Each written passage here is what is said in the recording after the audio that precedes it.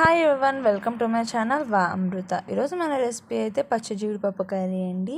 ఇవైతే సమ్మర్లో అయితే వస్తాయండి. పచ్చి జీడిపప్పు టేస్ట్ అయితే చాలా బాగుంటుంది.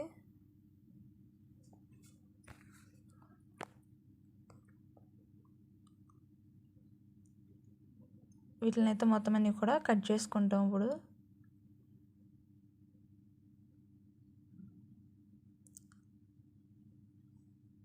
ఇలా కట్ చేసుకున్న వాటి నుంచి జీడిపప్పును అనేది సపరేట్ చేయాలి ఈ విధంగా. తర్వాత వాటర్లో వేసి ఒలిచేయడమేనండి దానిపైన ఉన్న తొక్కని.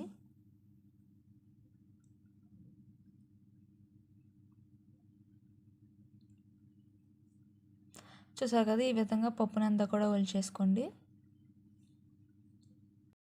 తర్వాత గుడ్లను అయితే ఉడకబెట్టుకుంటున్నాను.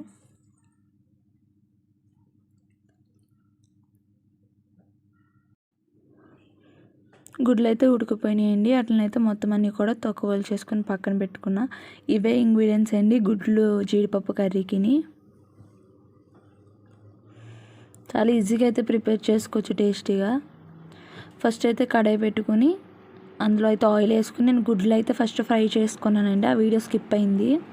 తర్వాత ఒక కప్ ఆనియన్స్, ఒక 4-5 పచ్చిమిర్చి అయితే వేసుకున్నా. తర్వాత హాఫ్ కప్ టమాటా వేసుకుని ఫ్రై చేస్తున్నాను మొత్తం. ఆనియన్స్ టమాటా బాగా మగ్గితేనే కర్రీ అనేది టేస్ట్ అయితే ఉంటుందండి. ఈ విధంగా మగ్గిన తర్వాత దాంట్లో నేను జీడిపప్పు అనేది వేసుకుంటున్నాను. పచ్చి జీడిపప్పు వేసుకొని ఒకసారి బాగా కలపెట్టుకుంటున్నా.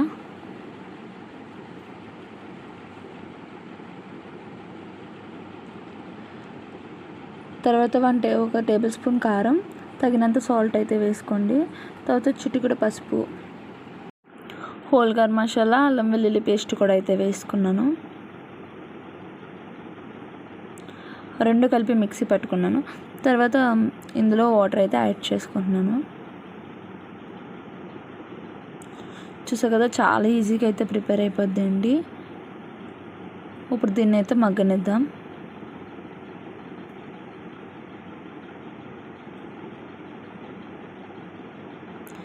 తర్వాత ఇందులోనే కొంచెం ఇలా లైట్గా మరుగుతున్నప్పుడు గుడ్లన్నీ కూడా వేసుకుందాం.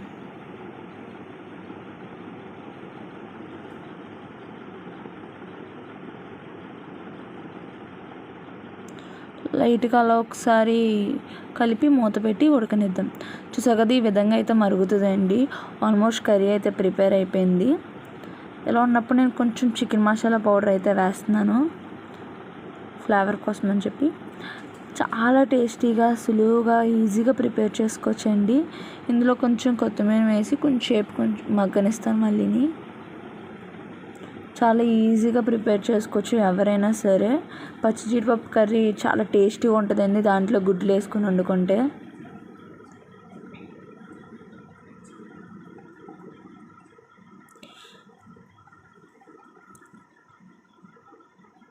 ఇంకొక 5 minutes అయితే మగ్గనిస్తాను. వాటర్ లేకుండా మగ్గనివ్వండి, అప్పుడు టేస్ట్ బాగుంటుంది జీడిపప్పుతోని.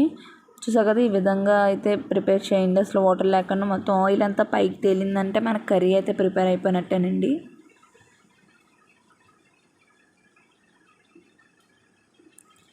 టేస్టీగా, చాలా ఈజీగా కూడా ప్రిపేర్ చేసుకోవచ్చు. మీకు కనుక మా వీడియో నచ్చినట్టయితే లైక్ చేయండి, షేర్ చేయండి, కామెంట్ చేయండి, సబ్స్క్రైబ్ చేయండి.